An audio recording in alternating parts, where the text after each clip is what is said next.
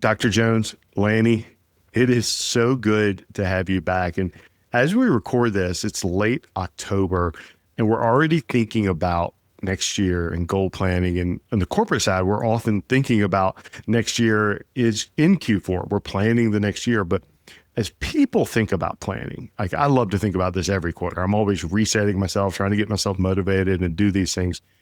I am so glad that you're coming back for this really specific conversation around how do we create the success we want? How do we build goals? How do we build vision? How do we make these things that we want come true?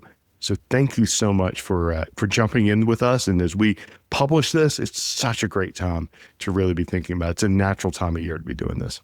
Well, thanks for having me back. Yeah, I always love these conversations, and hopefully this conversation just helps someone slow down for even a couple minutes and think, wow, okay, I need to be more intentional with my goal setting. Like I could be so much more impactful. I'm leaving a lot on the table because if you make the time now, if you create that space, you're going to set yourself up for so much more success and impact in 26.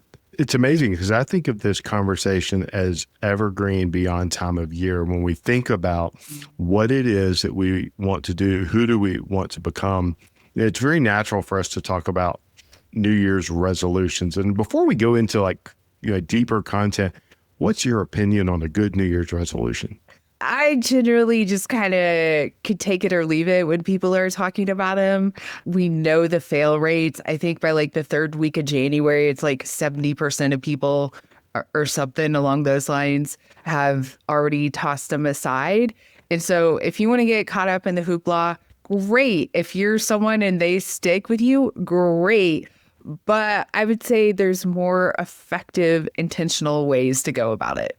All right. Well, you opened the door. What's a better and more effective way for someone to think about goals, goal setting, becoming a person of bigger influence and impact in their lives for themselves and for those they lead? I think the majority of people just jump ahead to okay, I want to get fitter, or I want to make more money, or I want to be more intentional with relationships. And so they dive right in. Step one to the how. Okay, I'm going to the gym 5 days a week for 30 minutes. Here's my lifting program, whatnot. But actually, that's about step 5. And so we totally need to back it up and don't put this on your to-do list as something you just want to check off and get done. I did my goals for 26. I'm done. To do this well, just like anything, it takes intention and it takes effort. And so usually the first starting point when I'm working with clients and we're establishing goals is we're looking at the where, the why, and the what. So if you think back to elementary school, all those W words, who, what, when, where, why, the hows, all of that, because we want to focus on where are you going, why are you going there, and what's important along the way.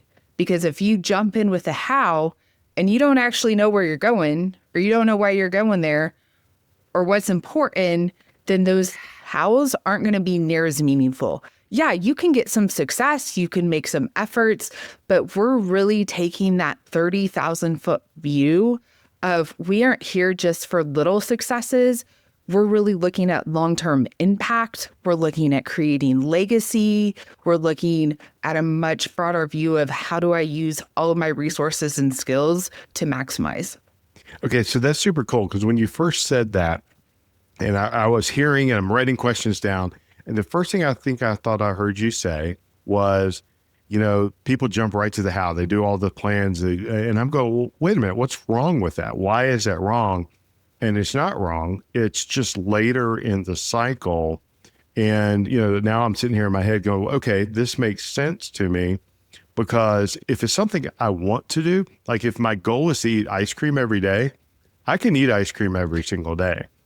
But that's not really that hard. Like most of these things we're talking about aren't easy to do, or we would have already done them. They require a motivation factor for change, which means doing something that's not easy or not natural. It's not a skill yet. And so we can go straight to the how, but that's not going to sustain us or maintain us through it. That's what I think I'm hearing you say. Am I interpreting that correctly? If you skip to the how, that doesn't mean you're doomed. It just means, hey, you could make your goals, the things you achieve, even better, even more meaningful, even more impactful on your life, both personally and professionally. Because that's another thing when I'm working with clients, like we are talking all areas of life because your work impacts your home life impacts your work. Like, I don't believe in this segregation, or even your health. Your health impacts how you show up in the office or the boardroom, or how you're showing up in your relationships with your children. And so we look very big picture at each of those areas.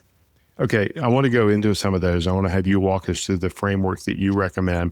But one thing that really jumps out to me I'm connecting a dot between one of the most common issues I hear about in working with leaders is this issue of delegation and why don't people do what they're supposed to do? And it's oftentimes because we as leaders go straight to the how, but we forget about the why and the what and clear boundaries and articulation of what people are responsible for. And it's really the same thing, except now we're just leading ourselves and we're trying to make sure that we follow a good process to create meaningful change, doing something that's not necessarily easy or native. And there's a better way to do that. All right. So walk us through a good framework, your framework, and how we should be thinking about this. And as people are preparing to think about, the new year and how they want to plan these things, what is the right way to do this? I don't know if this is exclusively the right way, but No. This is exclusively the right way. The only way. I'm kidding. This is based on research, though. I mean, based on clinical expertise, this is a good way. We'll just call it that. A great way to do it. Yes, we will say this is clinically informed because I am a clinical psychologist, as someone who understands the brain and behaviors and cognitions and habits and relationships. Yeah, absolutely. We'll roll with that. We'll roll with that. Perfect. So one of the first starting points I start with my clients is we look at the what's important, because the biggest killer of dreams and success, I believe, is distraction. It's not some big outward facing behavior, drugs or alcohol or, relationship patterns. Like, it just needs this little tiny distraction here and there, and it all adds up. And so we start by uncovering, okay, what do you actually value? What is important to you? And I use the Socratic method a lot in a lot of my coaching that I do. And we start really unpacking, even with some questions that might seem unrelated, but like, tell me about some of your pet peeves. What annoys you? Who is someone you admire? Because we really dive into those characteristics of like what shapes the world. For me, two of my clear values are empathy and curiosity, because I think that says you're reading the room well. Like, you're acknowledging it's about other people. So one of my biggest pet peeves right now, because I am in Park City, Utah, and I'm on trails all the time, is lack of trail etiquette. And so if I have someone coming up on an e-bike behind me, 20 miles per hour, and I'm like hiking along and they don't even say, hey, on your left or anything like that, I'm like, come on, that was dangerous. Think about the people around you. And so we get really into, is it things about respect? Is it integrity? Is it work ethic? And obviously, all of these things have been shaped by your lived experiences. So oftentimes, as we're like peeling back that onion, people can be a little surprised about what they find. They're like, wait, I don't believe that. Well, your behaviors say you do, how you're operating, how you're showing up in the workplace as a leader says you do. And so we do a lot of peeling back that onion too in all these phases. Well, how does a person, because this seems like it's a case of slowing down in order to go fast. Like, I don't want to spend time here because that's not in the gym. That's not working out. That's not doing the stuff. How do you help someone understand the importance and the need to slow down so they can go fast later, so they can maintain through that? What is it that you have to help them see or connect to know that this really works? I was a soccer player. And so a core piece of soccer is sometimes in order to go forward, you have to go backwards with the ball. And that's so many pieces of life of like, if we skip to that how and you're just focused on going forward. And especially if you go watch youth soccer, like the concept of going backwards is like not even on their radar. That doesn't make sense. The goal is the opposite direction. And so oftentimes we can get so hyper vigilant on moving forward. What's moving the buck? What progress am I making? How am I getting forward? That we forget, oh, actually, nope. If I pause, if I look back, if I go back, I'm actually going to go forward that much more successfully or that much faster. I completely agree with this. I'm a huge fan of taking time to reflect and learn and grow very intentionally. You know, the mindset of slow is smooth, smooth is fast. So when you do this work and you do this exercise, how do you know that there's been an aha? What is it that you find people really identifying that allows them to get to the next step in the process? When do you know they're ready to go forward to the next step? If they're still feeling kind of iffy about it, like if it's not clicking or they're like, I don't know about that, or I don't think that's an interpretation of how I'm living my life, like we will just keep diving. We'll keep, digging, peeling back the layers, because obviously when we're doing the where, the why, and the what, like it has to be meaningful to you in order to eventually be impactful. Sometimes we will do shorter sessions and I'm like, okay, here's your one thing to go sit, go mull over, because we can, structure our sessions or our work as much as we can. But some of these really bigger reflective life moments, you need to get outside and get a walk, or they come to you in the shower, or you're working out, or, you're drifting off to sleep and you aren't intentionally thinking about them. So I create a lot of flexibility within the work I do with clients of, okay, some can dive right in, others need that space. And so that goes back to there's not exactly a right or wrong of how you're doing this or go about this. Just yesterday, I was talking to a business owner and it was kind of square peg, round hole. And she was trying to do some goal setting and planning. And she's like, oh, I just can't sit down and do this. And I don't like the spreadsheet. And I'm like, so throw it out the window. I'm like, what speaks to you? Do you need to get outside? Do you need to create something? Do you need to move your body? And it was actually this tiny little thing, but it gave her permission to do something differently and do something that spoke to her and not try and do it like everyone else was doing it. I love that. Well, as we talk about this, as we think about this, so the thing that comes to mind is, like for our audience, you've articulated the first thing we have to do is define what's important. And so we come in with the idea that, hey, I need to set goals for the new year. And before we go and set goals, you're articulating, helping us see what's important. For our audience that's listening, how do they take action on that? So what are a couple of questions that, they could listen to this episode and go, I have a framework, a place to start. What are a couple of questions that you would encourage someone to start with as they begin a process of reflection and planning?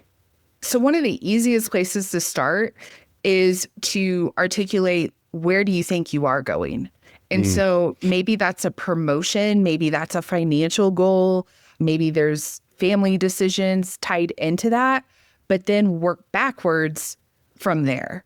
Because oftentimes, like for some I've worked with, the goal is C-suite. And like that is everything is seen around that lens. That is exactly what they've done all of their promotions and trainings and mentorship and everything for. But then when we start peeling back, it's why. Why is it the C-suite? Like, what does that mean to you? What does that look like for you? And so start with what you think it is, but then start questioning, okay, when did I get that belief? Why was I told that? Like for me, I grew up in an environment that was all about the safety and security of get the job that has the salary and the benefits, and like risk taking was like not even in the picture. Like just stay away from that.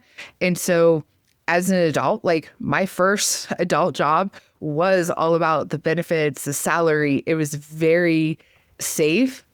But obviously I'm not in that anymore. And so I'm like, yeah, that did not align with the life I was trying to build. And so we've got to start examining then those internal belief systems. All right. So what I'm hearing, and this is super cool, is like I'm a huge fan of a vivid vision of a future back like design process where I go, this is where I want to be, and then I can work backwards to make it happen. But you're also saying I need to build from where I am too, and go, why is this my vision? Why is this important to me? So that you can then figure out, oh, am I going to create and be able to sustain the behaviors that will actually make that come to pass? Is that what I'm understanding? Yeah, I think if someone's going about this solo, starting where they are is the easiest start point. Got it. Because then they work from there. Versus if you have a guide, if you have a mentor, if you have a coach, someone who already knows the path, who's taking you down the path, it's a lot easier to onboard at those other points there. Versus if they're doing this solo, start with what you are and then work from there. Most leaders don't need more advice. They simply need clarity. That's what the Vision to Victory scorecard is all about. It's free, it's fast, and it gives you a clear picture of where you are and what's next. Start now at clarityalignmentexecution.com. Let's make sure that your next step forward is the right one. Perfect. Well, let's keep going down that path. So someone who's listening to this is going down this path of building their most amazing 2026. They're building this new year process. They've done this work. They've defined what's important. They've started to think about where they're going. What's next? And a recent example that comes to mind, I was working with a business owner and we were talking through her strengths and what she wanted. She was really looking for a career shift. And so we had come up with this plan. We were in the very beginning stages, but then I asked her, are you excited about this? And she's like, no, definitely not. And I was like, whoa, okay, time out here. Let's go back. And so her resources, her skills fit in with it. On paper, it looked really good. And so sometimes I just take a pause and ask, are you actually excited about this? And that's okay if you say, no, actually, I'm not. Actually, I don't want this. Actually, I want to totally shift. I know I've had those experiences where I go, this is what I'm supposed to be. This is what I'm supposed to do. This is who I'm supposed to be. And then you step back and you go, I don't even know why this matters to me. That thing that I've been chasing isn't that important. And when you get there and then you're like, okay, so what is, and then how do I build the goals and the plans that do energize me, that do make me excited? When you're working with someone like that, and then they start to articulate, what is it that they do next? What is this process? How do you then help somebody, or how do you think about this when you are doing it by yourself? And sometimes you're just playing the playbook, the only playbook you have, the only one you've ever worked with. Go, Dr. Jones, this is what I've always been working towards. Why is this year going to be any different? Ultimately, what we want to have success that is sustainable. We want to actually create the future that we're designing in our mind. And you're talking about things that might actually throw that into question. That doesn't seem very fun. It takes buy-in because it is a process, and a lot of people are more comfortable in the how. They're like, just give me the logistics, give me the spreadsheet, give me my plan, because that's a comfort zone. And so when we're trying to figure out what excites you, what does that look like? For some adults, it has been a really long time since they have even thought about that. And so sometimes I start asking about childhood, not in a psych therapy, lay on my couch kind of way, but just, what was your first memory of what you wanted to be when you grew up? And that brings out all kinds of questions of things that were probably a non-traditional path, or didn't require college, or, didn't have job security attached to them. Or tell me about one of your favorite childhood memories, or tell me about in your 20s or your 30s, one of the favorite life memories that sticks out to you. And that can be a really revealing place of, oh yeah, life just took over, because life has a way of just taking over, and it's so easy to go on autopilot. You got the job, you got married, you got the mortgage, kids, whatever it looks like for you, versus, oh yeah, what does excite me? What would I say in this decade of adulthood has been one of my best memories? It's interesting because it really strikes me. I'm thinking about a very specific person in one of our leadership accelerators. And she, one of the things we do in that program is we actually start very early with talking about purpose and vision. And she shared with me, and she is amazing. She's been a 40-year entrepreneur, built a tremendously successful business. Like, I have the utmost of respect for her because she's not just content. She's sitting there going, I need to continue to get better. I need to build a better business. I want to make something that's durable and, sustainable beyond me. So she's been doing her business for 40 years at an incredibly high level of success. And she's trying to build a better platform for the future.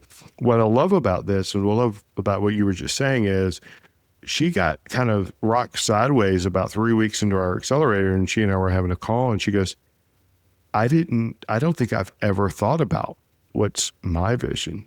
Like, I've just always done this because I needed to provide for others, or this is what I was supposed to do. Then she came back like with gusto. Like, she was like, once she answered those questions, she was able to really attack, and not just attack the work, but attack the change that she needed to make that was uncomfortable and new. And she's having to lead her teams through this stuff. But no one had ever asked her, well, what do you want? What is it you want to accomplish? What is your vision? And so getting clear on that and why it matters, so you can figure out what you're going to do next. When do you think the right time is for someone to be thinking about these types of things? Is it an annual retreat? Is it a, once a quarter? How often should a person be thinking about these types of questions and then aligning their behaviors to make those future realities come true? I love working in Qs myself, Q1, Q2, it fits with the business model.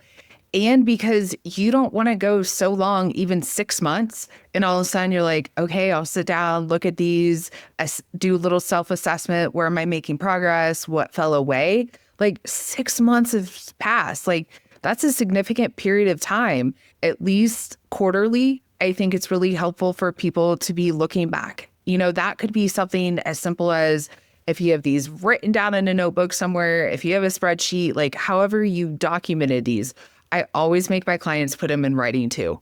If it is not down somewhere, it is not officially documented. It's just a wish. So let's get out of wish mode. And then, at least quarterly, we're checking in on where things are. Do you recommend that people review that quarterly? I was going to say wish list, but the non-wish list, the quarterly absolutes, the truth, so things you're trying to create. Do you recommend that they look at it more frequently than once a quarter? Do you recommend or have a process of, hey, you need to be checking in on this once a month? I mean, there's all kinds of systems out there. I'm very curious that what have you seen create enduring success from a psychological perspective, because that's what we're dealing with here is people, and we're in our heads. We have all these issues and experiences and things to learn from. What do you recommend that optimizes success once a person has captured a future state, a goal that they want to achieve? Number one thing, don't go at it alone. Even if it's not with an official mentor or coach, is it a trusted friend, a partner, a spouse, like whoever it is, they should be read in too on what you're trying to do. Because especially if you're working in the context of a partner or a spouse, like what you're doing, how you're showing up, your time, your resources are impacting the other person. Like, that's an invested party. And hopefully too, they're cheering you on along the way. And for some people, this is really hard for them. This is a hard step to be vulnerable, to say, okay, I'm going to share this with my best friend, or I'm going to share this with a trusted colleague, or whatever that looks like for them. But then, once they have at least 1 to 2 people identified, then it's figuring out, okay, based on the goals, based on areas, do we need some weekly accountabilities, something as simple as a text exchange, or what can be quarterly? Usually quarterly is for a deeper look at, okay, with their year-long vision, where are they at? But then, like, if it's workouts, week by week, okay, did I hit my goals in the gym? Did I hit my numbers, my time, however I'm tracking that? We set up a very specific system of, here's your timing, here's who you're reporting to if it's not me, identifying someone else. So Yeah, it's interesting. I mean, I could agree with you more. It's one of the things that we bake into our programs is an accountability matrix, an accountability partnership. Mm-hmm. And I've found, I'm curious to get your thoughts on this. I have found that oftentimes, especially high performing leaders, and I don't know why this is, will let themselves down and the commitments they have made to themselves for themselves before they'll ever let someone else down. Like, so if I've committed to you, I'm going to follow through. But if I've made a commitment to myself and it's something important, I'll let myself off the hook for it really, really easy because I can easily say, well, I promised Lani that I would do this thing. So I need to put my own needs to the side and I'm going to go do this for her. And so we actually perpetuate this doom cycle of not honoring commitments to ourselves because we're too busy trying to honor them for everyone else. And, you know, I've been guilty of that as a leader through the lens Me of too. I need to Yeah. serve. It's all about service. And it's taken me years and years, and I'm still working on it, to learn that self-leadership isn't selfish. And so being able to do this in a way with accountability partner, it's not selfish for me to have and need an accountability partner. What are your thoughts on that? Am I often la la land with that mindset, or is that accurate? I would much rather fall short for myself and have to deal with my own internal dialogue than something external of however I was supposed to show up with someone else. And I see that in my clients and these ambitious leaders all the time, that's the easier thing because oftentimes their dialogue about themselves, it is so much more intense than it is with others. And so they'd rather just deal with that internal versus the external, even if there's judgment from others or however that's perceived. Like there can be a lot of shame in that failure too. And shame is one of the most powerful driving forces. And so, yes, getting the buy-in sometimes that's needed to lead myself first so that I can lead others better, especially with moms. Mom guilt is like a whole nother level especially on social media. And I'm working with these execs and owners and even delegation. There's guilt when they can easily financially afford it, but it's like, no, I should be doing this because I have a mom heading and a mom title. And so, yeah, looking at that, where is guilt? Where is shame coming from? How is that impacting how I'm willing to show up for myself? It's so pervasive, and society says we're supposed to be all these roles as opposed to the role that we were truly meant to be or created to be. And in order to know that, we have to go deep within ourselves, which is what you've been talking about some in the beginning. What's important? Who are you trying to become? What is it that really matters to you? So you can manifest change through the hard times. Lani, as a person is sitting here right now and they're wanting to optimize their success, they don't want to be one of the 70% of people who fall off the treadmill, so to speak, and don't create success in their goals. What is it from a thinking model or framework perspective that a person needs to really step back and do to create 2026 as a year of differentiated success? First step, create the time and space to let yourself think, dream, vision, plan. Do not just make this something to check off the to-do list. Oh, I love that. Secondly, go to December 31st of 2026. And so you're there at that time, sit with that. What has the last year looked like? What would have to happen for you to say 26 was the best year of my life? Now, I know sometimes people roll their eyes at that or that feels a little too frou-frou, but you're trying to grow. You're trying to move the ball forward. You're trying to be more impactful. You're trying to create legacy. And so, yes, how do we make 2026 the best year yet? And what would have to happen in all areas? So don't forget your relationships, the workplace, your health, what other commitments you have, and let yourself sit there and envision that and dream with that, because we can always work backwards and do the planning. That's the easy part. So sit with December 31st, 2026. What just happened in your year? They've sat with this year. They've got this amazing plan, their vision of what they want to create. How do they make sure it happens? So once you have that vision, then that's when we got to pull in the accountability. We got to pull in someone to come alongside you in that, because you are always going to be more successful in any area of life if you've got some sort of community, a mentor, coach, friend, spouse, whoever it is. And so if you're wondering about the first steps, you're like, I need these questions written out for me. I need someone to hold me, but I'm not ready to like talk to someone about it. It's on the homepage of my website. It's the final 1%. All these questions we've been talking about, everything to consider, ponder, where do I go next? Even your mission statement, like literally there is a formula on there and it's a plug and play. And so that is your next then step after you do that vision. Got it. Okay. How can they download that, Lani? What is your website? How does a person, take these ideas that we've been talking about and then activate on them? Like you've done the hard work of giving them a framework. How do they find it? They can go to drlanijones.com. It's right there on the homepage. Just click it, put in your email. It'll get sent to your inbox. And there is even a 1-page precursor on there that says, do not rush through this. That says, here is how to set yourself up for success.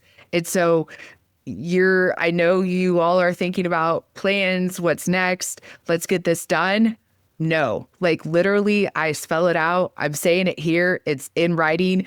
Do not just put this on your to-do list. Here's how to get the most out of it. How long should a person allocate? I mean, how much time does it take to do this and do this well? This is best done in not one setting. You've got to go do a bulk of the work. Give yourself an hour. I think at least an hour, because by the time you sit down, get rid of distractions for any task you're trying to like really get in think mode for, give yourself at least an hour, get your initial thoughts down, see what the lingering questions are, go back to life, but then schedule time in the next couple days, the next week, and circle back to it. It's so interesting hearing you say that, because I've done some annual planning processes that are, to say they are deep would be an understatement. It's like it would be 3 days of sitting alone on a mountain with a journal and, a barrel of whiskey or something in order to get through it. It's like, oh my God, I'm going to spend, literally 3 days going through all this. And I'm actually hearing you say it doesn't have to be, 3 days on a mountain, but it does have to be intentional, and it has to be with a quiet mind so that you can really think through what's important, where are we going, before you ever get to the how. Yeah, I've done the 3 days on a mountain too. I love working from that framework. That's not realistic for a lot of people, or it doesn't even speak to a lot of people, that they would just find that, as punishment for whatever. And so however that works for you, yeah. Or go do an overnight, do like a little staycation in your city if you can't get away, quiet in a hotel room, or if it's just, no, I can give you an hour a day, whatever that looks like, create the space. I love it. Well, you've talked about some things that get in the way. You've talked about what's really important. If you were to leave our audience with a closing thought, a piece of advice that will motivate, inspire, kind of give them the mental fortitude to go do this work, what would that be?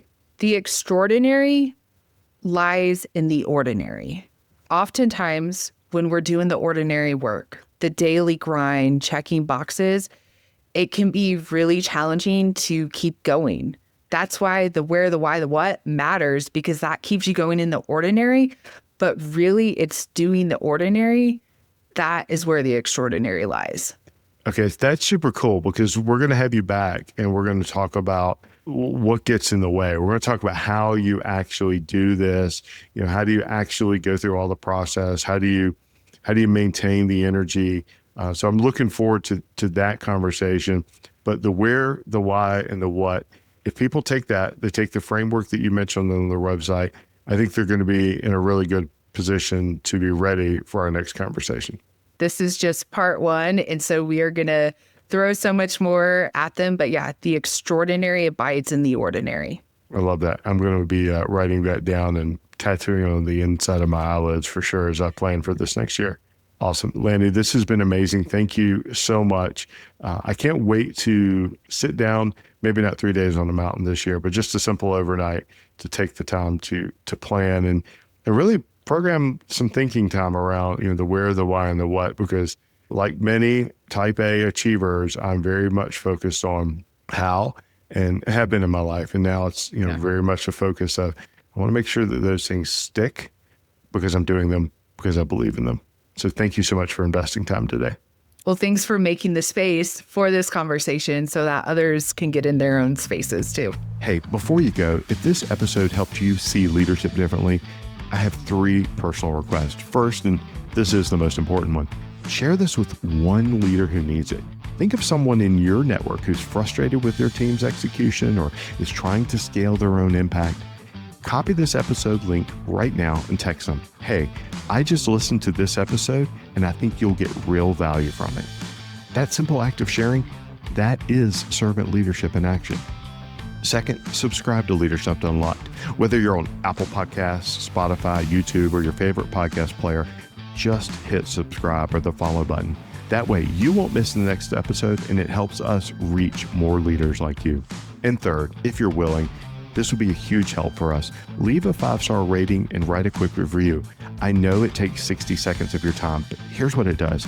It helps other leaders discover the show. Every rating, every review, it's how we expand our impact together. So those 3 things, share with a friend, subscribe, leave a review. I'm deeply appreciative and that would give us so much help. Thanks for being part of the Leadership Unlocked community. Now go create some clarity for others.